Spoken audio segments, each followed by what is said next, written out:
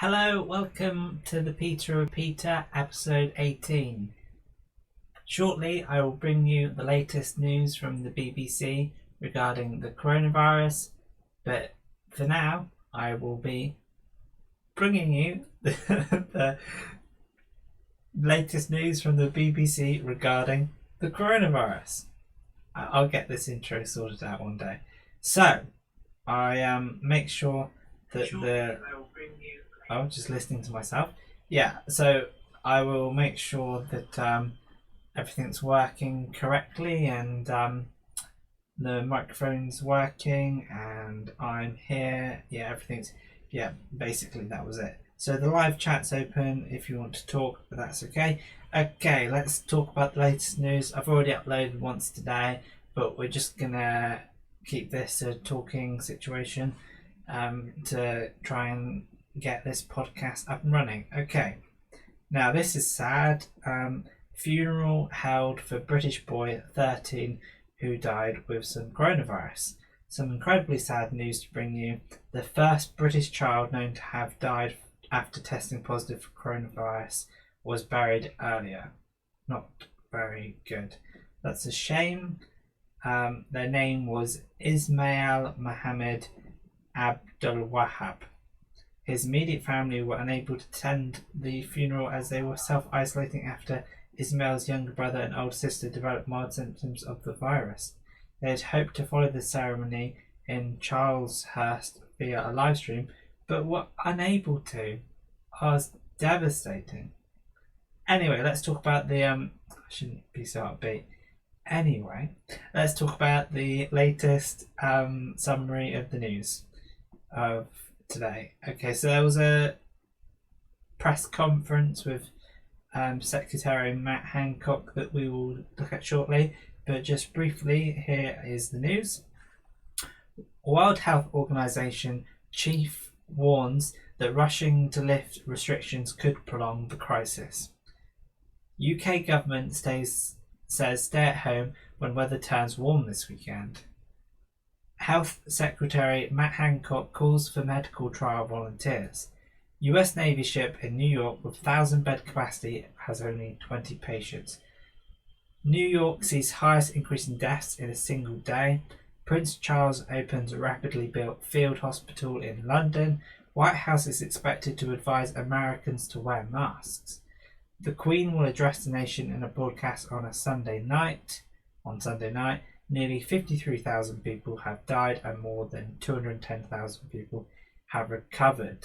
So interesting news there. There's a new hospital, Nightingale Hospital, hoping to have capacity for 4,000 coronavirus patients.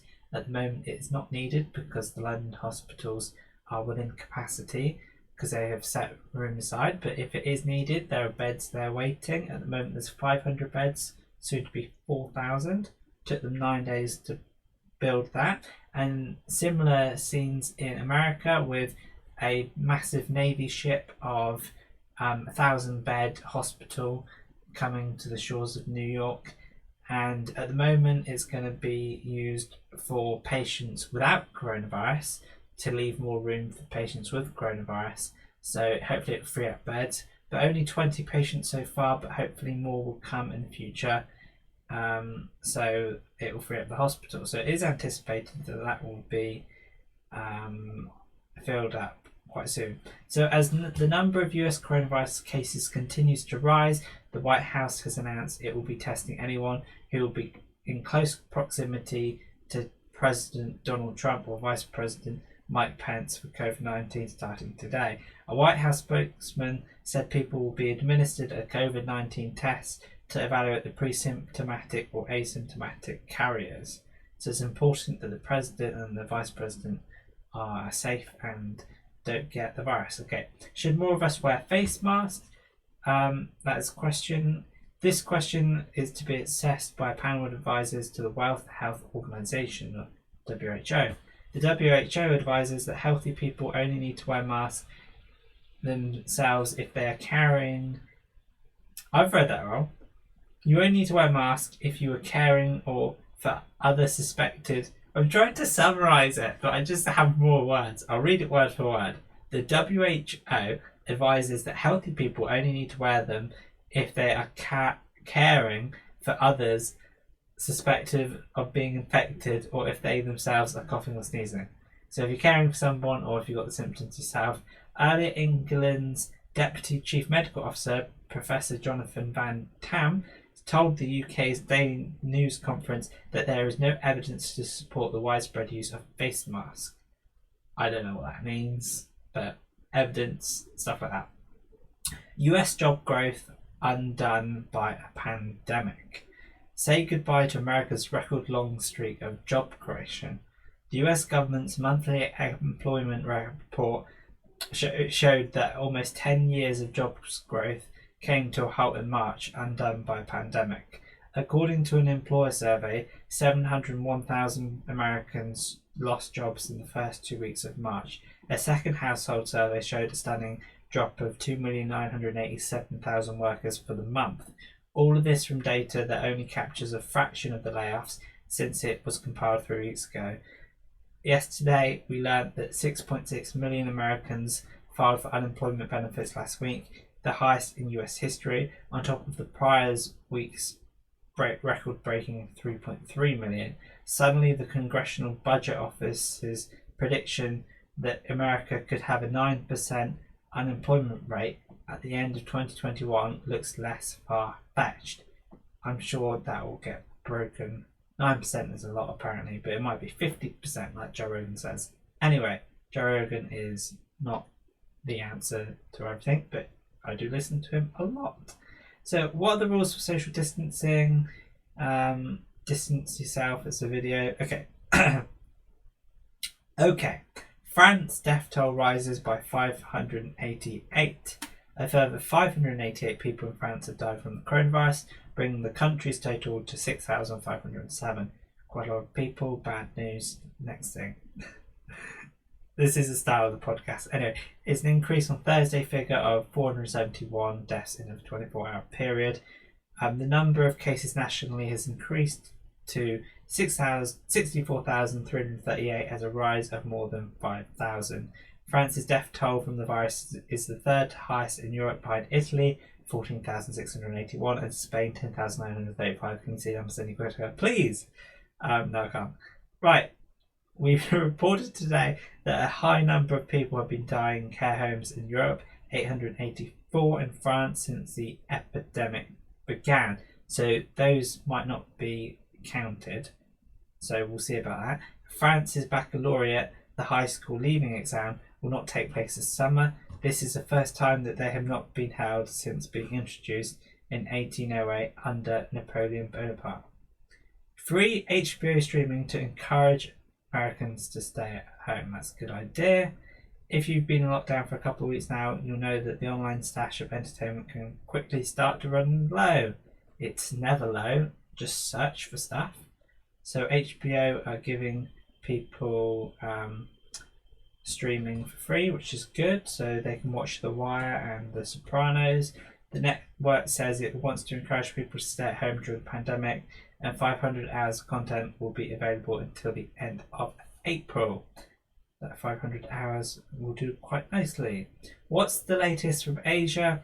China has asked the foreign diplomatics to stay away from Beijing until the middle of next month.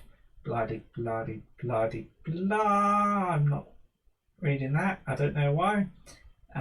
Lots of people. So over 100,000 coronavirus cases in New York. A lot of people. 11,000 in California. Total country is 257,600 in America. A lot of people.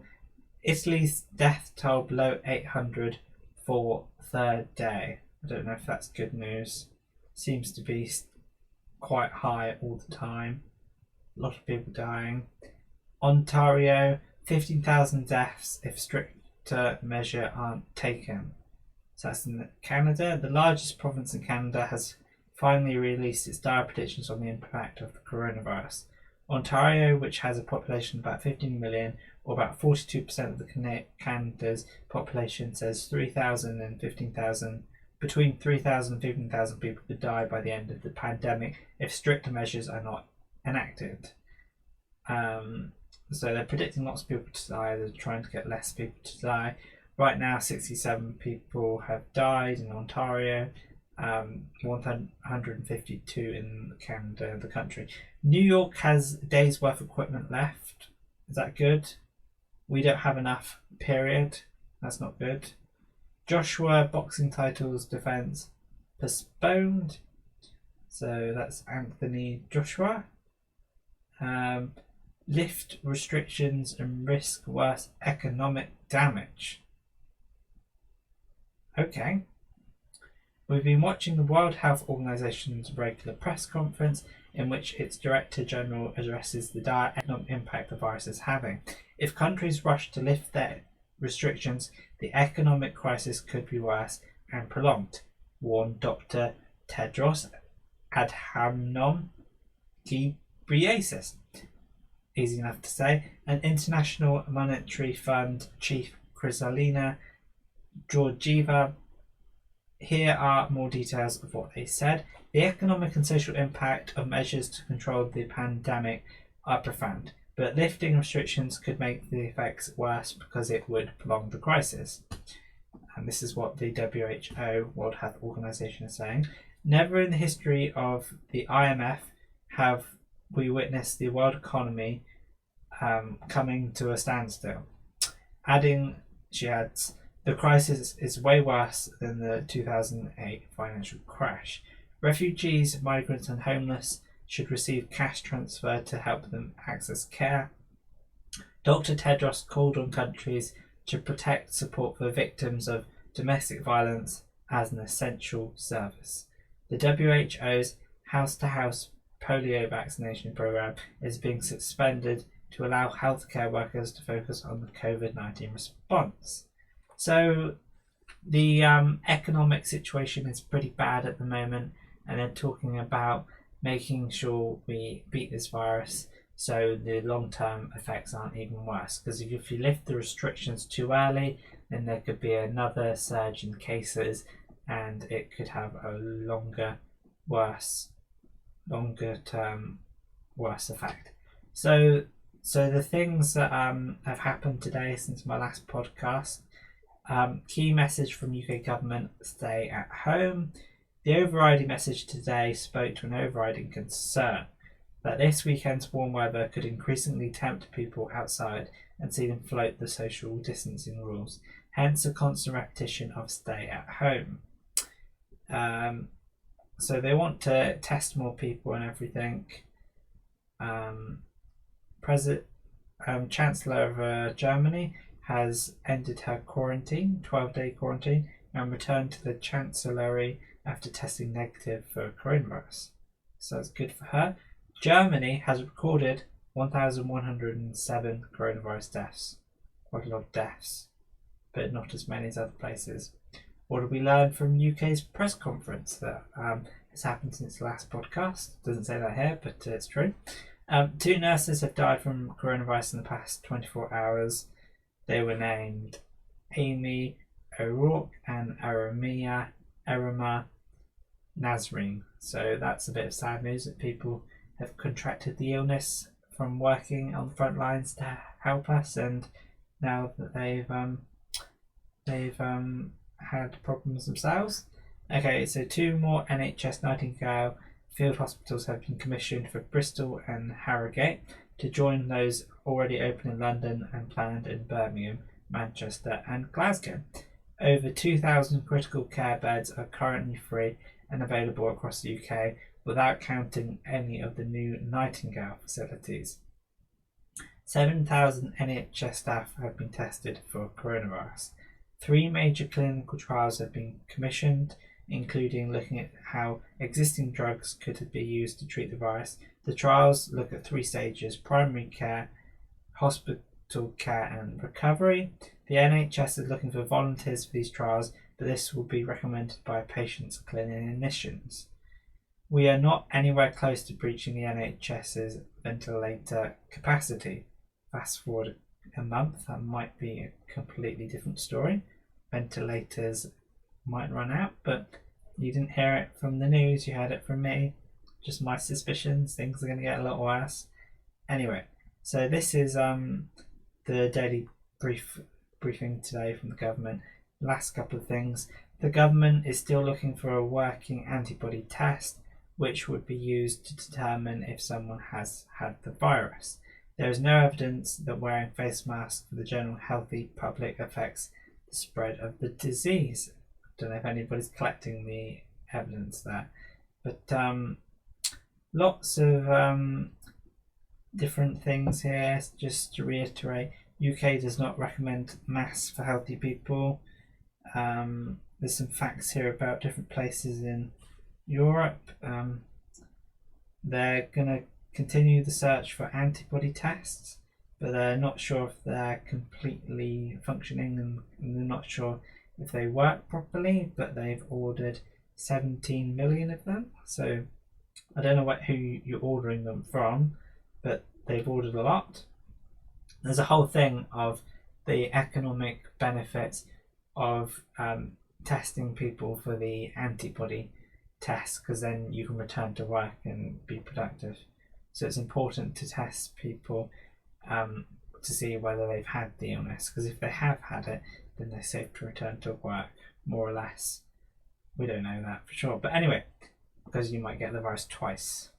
Will there be enough ventilators? The first question comes from the BBC's health editor Hugh Pym, who asks when the peak time will be. Jonathan Van Tam replies, "We don't know the answer. We will know if our social distancing measures are working a few weeks after they were introduced. It is too soon to say. On reaching ventilator capacity," he says, "I don't think we are anywhere near that scenario. Just give it a month." Search for treatments are ongoing. 2 British nurses have died, which is sad, as I've said. This remains a dangerous time. Stay home, protect the NHS, save lives. And there's lots of graphs here of like new cases and the motor vehicle being used less, which is a good sign.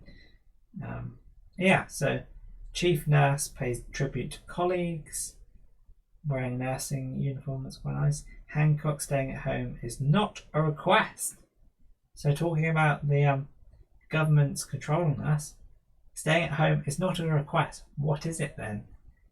Matt Hancock ends his remarks with a reminder about the actions people need to take despite the hot weather predicted for this weekend.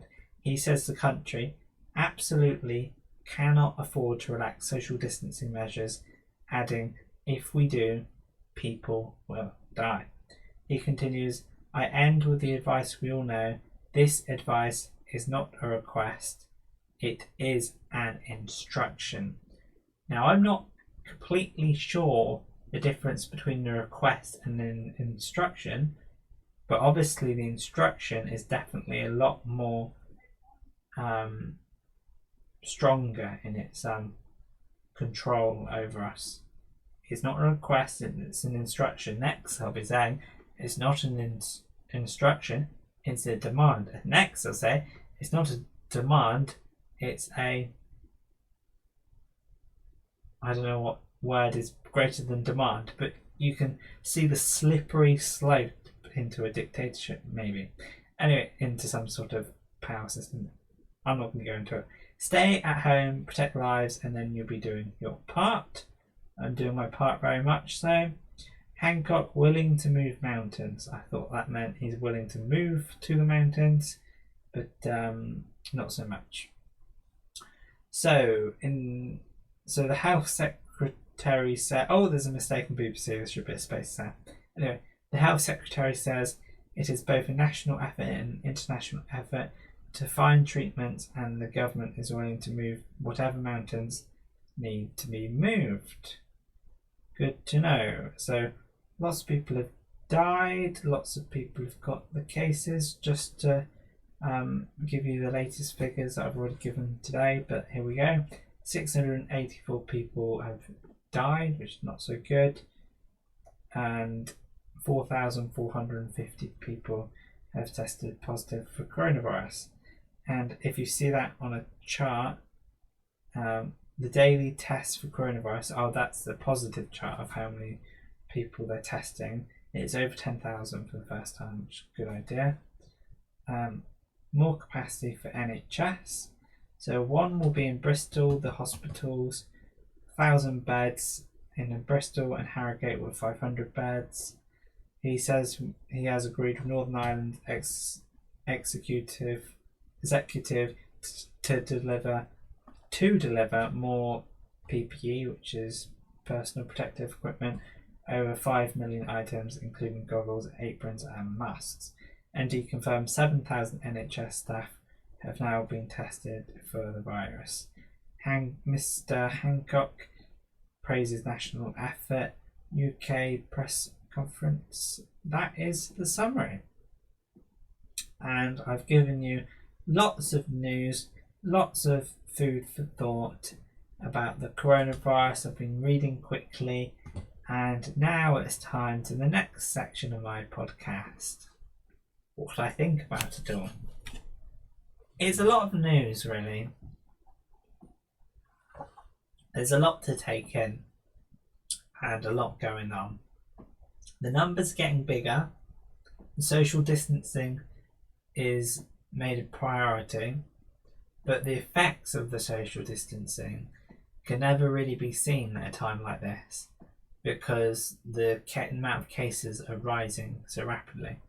And maybe our social distancing isn't effective enough, or maybe we are preventing the cases from rising even more rapidly than they would have done without the social distancing.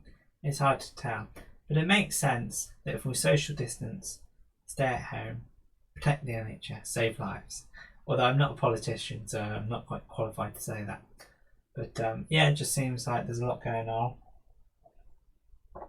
And I hope that people are okay. But it might not be the case because lots of people are dying. So for a lot of people, it's not okay. 684. That's a lot of people. But then how many people died anyway? Just normally. A lot of people to die, so it's not so good. It'll get to the stage where more people are dying from the coronavirus than just from normal stuff. Let's just Google that. How many people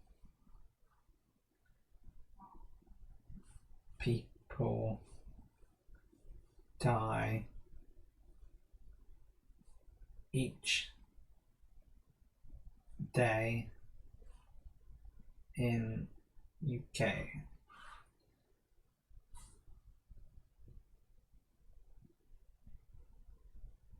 Okay.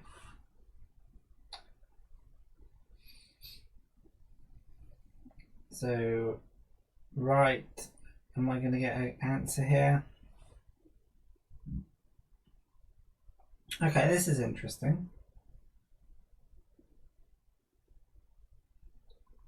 How many people die? Dying matters.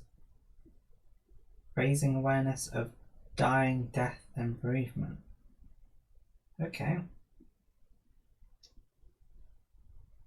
Yeah, I think dying does matter. Oh, the number, I think, is 500,000 people die in England each year. So that's quite a lot of people. So if you think about how many people that is each day, over 1,000. Over 1,000 people die each day in this country. And less people die of coronavirus. So the news, for the moment, focusing on the people dying of coronavirus. Meanwhile, people are dying anyway, and they don't get the news attention. And over 1,000 of people die each day, and they don't get the attention on the news ever, apart from like dramatic deaths with like criminals and stuff. But it's just crazy. It's just ridiculous how much of a news story this is.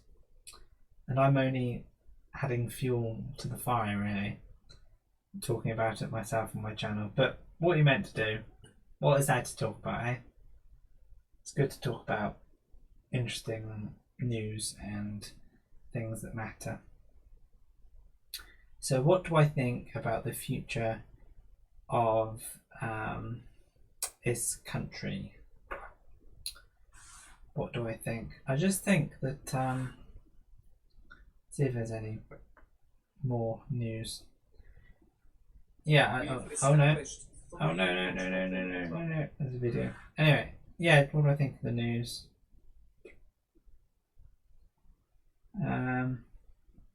I think. What do I think? I think it's pretty bad. I don't think it's as bad as it could be.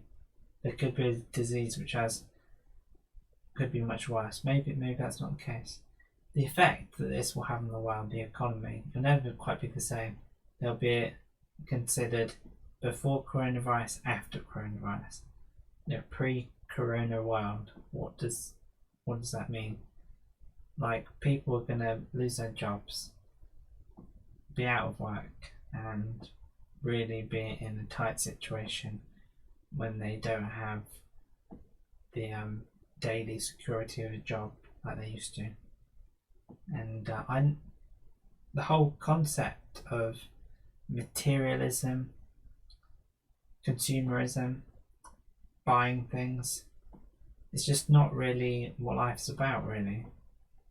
And even myself, I like to buy things, but it's just not really what the core essence of what life's about. And I just think that we need to consider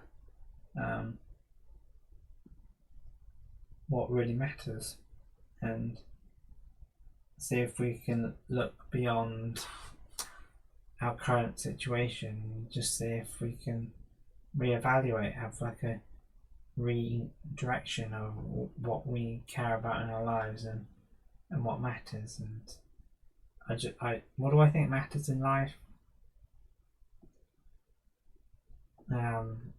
Just finding meaning, finding purpose, enjoying the moment. I think if you spend your whole life not enjoying the moment and not being present in each moment, then there's just no flipping point. Someone who's present and concentrating, watching a TV episode, is making way more out of life than someone who spends days at a time just going about their day, not really focusing on anything. You can really if you live for a second, if you live for an hour and you're fully present, you can make more out of life than someone who lives a whole lifetime. I'm just saying words now. It's like the quality. If you're truly present in the moment, you can really make the most out of life. So if you spend an hour being present, then that's way more valuable than spending days and weeks just going through a monotony of a daily routine and just being like a walking zombie. Just people go to work in an office, tippity tap on the keyboard, movity move of the mouse, and it's just squeakity squeak of the mouse, whatever. And I know, just entering figures into a spreadsheet, whatever you're doing, and you get paid for it, pays your rent. It's just we live our lives with all these ideas. I need this, I need to pay all the bills. Like, no, you don't. You just need to be happy and get by, more or less, and free up time. Because I tell you, the person who is on minimum wage watches the same Netflix program than the person who is in a multi-millionaire lifestyle. We watch the same TV.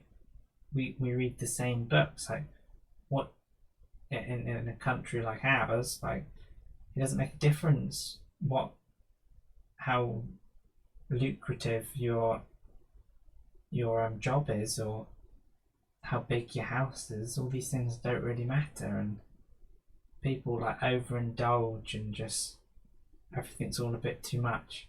So if anything, I hope this coronavirus makes people refocus their life and just find what truly matters. And if it matters to you to think about what really matters, and I mean, if searching for meaning is the best thing you can do, then you should dedicate time, hours of the day to doing that, whether it's meditating or reading or just looking into things. Just actually spend time in your day doing what you actually find most valuable, rather than just spending, I know it's out of some people's control, but going to work, then you need the money and stuff, and sometimes you're just stuck. But I just wish less people would get stuck. The whole idea of doing a job that you don't really like and looking forward to retirement, it's just pathetic, really. That just really makes me sad when I see people do that. The best time in their life should be spent in our life, because there's no after. In the context of life, there's just no, life's it, really. And if you think there's a heaven, then I just think you need to make the most of life, because you can't really count on something that's not there. And maybe heaven is all about that. Heaven is whatever you found meaning in, that's all you have. Whatever your soul managed to develop and find in your life, maybe you build your soul for the afterlife. And if you don't have a soul, and you're not in connection with your true sense of self during your life, and you just walk through life and go through the motions, and if you go through the motions, and if you don't really have a deep sense of meaning, maybe you don't develop a soul for the afterlife. So it may be the very mechanism that betters your afterlife and develops your soul and gives you a sense of essence. That might be the very same thing as living the best life you can. So to think, oh, it doesn't matter, I'll go to heaven, that doesn't in any sense of reason is a bad idea. People who want to live, which is pretty much everyone, should really understand that and prioritize that life. You can get stuck in a job paying a mortgage for a house that's too big.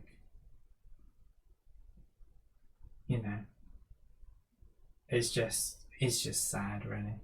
And I hope this coronavirus brings people down a little bit and just realise what is important, and you just realise, well, you can just stay at home and spend time with your family, and life seems to work quite well like that. Maybe we should do that more often. Anyway, thank you for listening in on the Peter Repeater. I keep these I keep these episodes short because I run out of stuff to say. But if you're interested in this podcast and you want to keep the podcast alive, then by all means join the live chat when I'm live, and I can answer questions and have a talk about stuff, because I have been able to do an hour and a half, particularly if somebody's in the live chat. So if you're interested in longer podcasts, just mention it and I'll try my best. But for now, I read the news, I talk about what I think, and I let you know what's really going on. Thank you for watching the Peter Repeater. See you the next time. Bye for now. The next time might be for tomorrow. Just to let you know, that's because I feel like I like doing it at the moment. Right. Thank you for watching or listening. Anyway, thank you. Bye for now.